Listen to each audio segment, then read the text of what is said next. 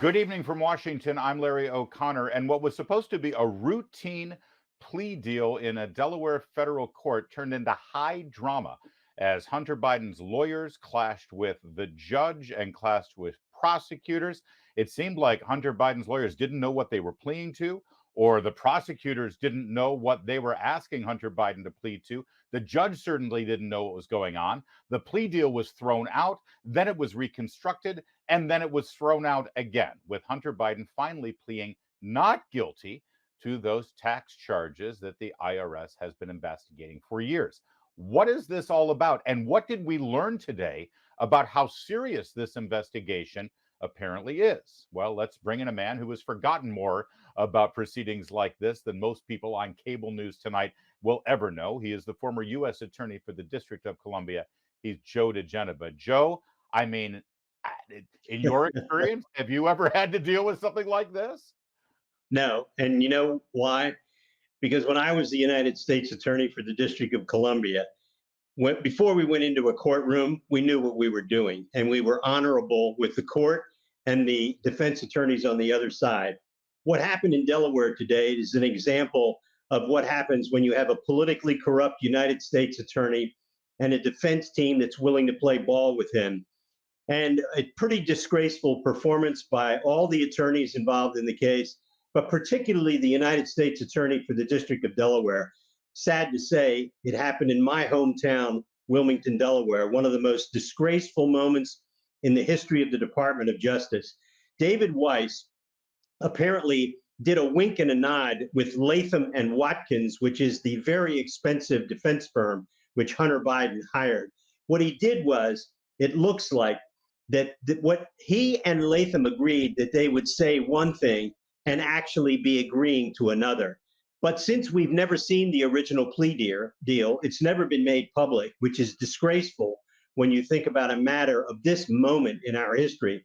And so we don't really know what Yeah. the original terms of the plea were. It appeared that the judge started pulling on some threads, started asking about this, and it was revealed that there is still an ongoing investigation into other matters with regard to Hunter Biden, which, let me just pause on that moment. Why on earth would the US attorneys go forward with a plea deal while they still have other charges they're investigating? I would think that they would want to hold on to every possible amount of leverage against a defendant to work out the best possible deal once the investigation has moved further down the road. Well, of course you would if this were a real investigation, but it isn't. And in fact, these so called ongoing investigations are a farce. There's never going to be any greater charges against Hunter Biden or Joe Biden or anybody in the family. This U.S. attorney is engaged in a subterfuge with the court, and the court senses that and understands that she's dealing with a U.S. attorney who is not to be trusted. And so, therefore, what you have is this is a Toreador's dance. This is nonsensical. The U.S. attorney is making it look like there's more to be done here. And you hit it right on the head, Larry. Of course, you wouldn't reach a deal at this point. That's because this was an attempt to get around all of that and throw it out. But because of all the recent publicity and all of the revelations about the FD 1023 and the two whistleblowers from the IRS, they got put in a corner. And this federal judge, to her credit, Yeah. was having none of it. She was just asking a few basic questions like, okay, so now you're telling me you're not going to prosecute him for anything in the future. Is that what you're saying? Is that what you're saying? And David Weiss said, no, Your Honor, we have an ongoing investigation. Let me tell you something. That investigation is worthless because the people in that office in Delaware, including the assistant United States attorneys, they don't want to investigate this case. This is an embarrassment to Merrick Garland and the Department of Justice. But Joe, for obvious reasons, U.S. Attorney Weiss couldn't say in open court, "Oh yeah, we're done with Hunter Biden; it's all sealed up." And of course, right. then Hunter Biden and his lawyers said, "Well, listen, if we're not getting, if we're still being investigated, we don't get immunity. Then hell no to this deal." And the judge kept pulling on these strings, and we heard this term FARA, that there's still an investigation into FARA violations. Now, I've heard you mention that on this program before, Joe. Remind us what FARA is and what that might lead to with Hunter Biden and, frankly, his uncle and his father, the president. FARA is the Foreign Agents Registration Act, and it requires anyone, an American citizen, acting on behalf of a foreign country, a foreign corporation, or a foreign individual to register as a foreign agent and to notify the Department of Justice of everything they're doing on the behalf of that client to influence the behavior of the United States government. And that is clearly something that Hunter Biden was doing on behalf of Burisma and people in China and Russia and Uzbekistan and Romania and Ukraine. And he never registered as a foreign agent. He clearly violated that statute. It's an absolutely outrageous thing that David Weiss is not going to charge him with that. He gave him a pass on that.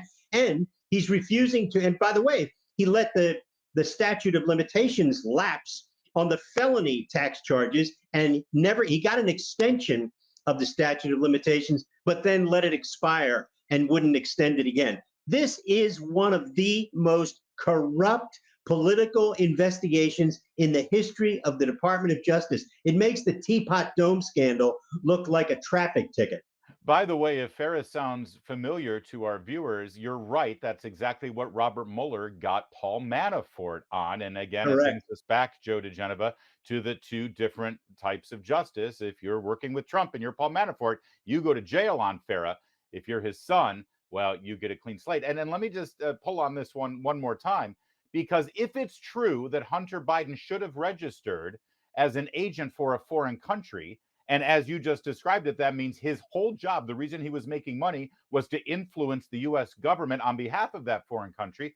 Well, Joe, clearly he was trying to influence one person in the federal government, Joe Biden. Otherwise, Hunter will have to show all these meetings he had with other officials in the US government, and he didn't have any. It was all about Joe. So if FARA is in play, that means Joe Biden is wrapped up right in the middle of all this.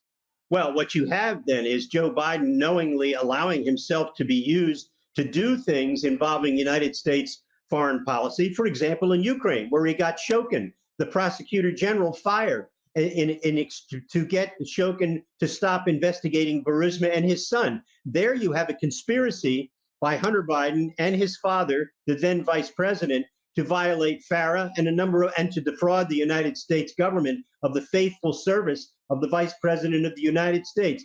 This is so easy stuff. This is shooting fish in a barrel. And David Weiss, if he were a real U.S. attorney, would have a massive grand jury investigation of the FARA violations. And the fact that he doesn't shows you how politically corrupt he is. Joe, I only have about a minute left here, but if you're Jim Jordan, if you're Judiciary Committee, if you're Comer in the House right now, what's your next step after these revelations? Well, you got to issue as many subpoenas as possible, and they need to start issuing subpoenas and stop issuing letters and get as many people in to testify, including the assistant U.S. attorneys, FBI agents, everybody you can get your hands on, because this is a prosecution that deserves to be stopped. It needs to be stripped from the Delaware, and there needs to be a special counsel, but it needs to be someone of impeccable credentials. And I just don't think Merrick Garland has it in him to pick somebody who's neutral and detached. But we'll see. This is not going to get any better for the Bidens or Merrick Garland or David Weiss or Christopher Wray. What a day. Insanity. And I'm glad we have you, Joe, to help sort it all out for us. Thanks a lot for joining us. There is more to come. You're watching O'Connor Tonight. This is the Salem News Channel.